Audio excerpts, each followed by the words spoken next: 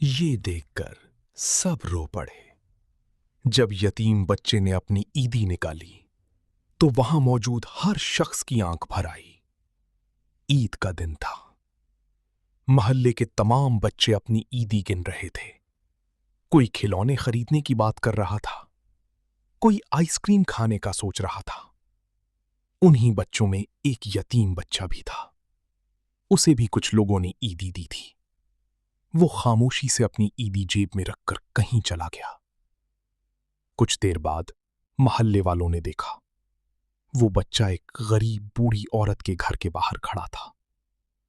بوڑھی عورت کئی دنوں سے بیمار تھی اور اس کے گھر میں کھانے کو کچھ نہیں تھا۔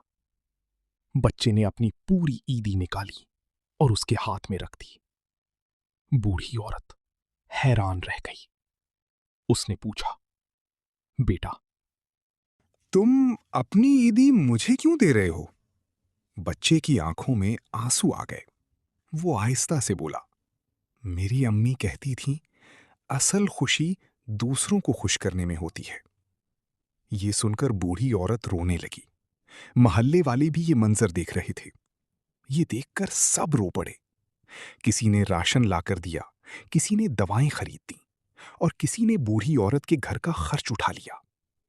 ایک چھوٹے سے بچے کی نیکی نے پوری محلے کا دل بدل دیا۔ کبھی کبھی ایک چھوٹا سا اچھا عمل بہت سے لوگوں کی زندگی بدل دیتا ہے۔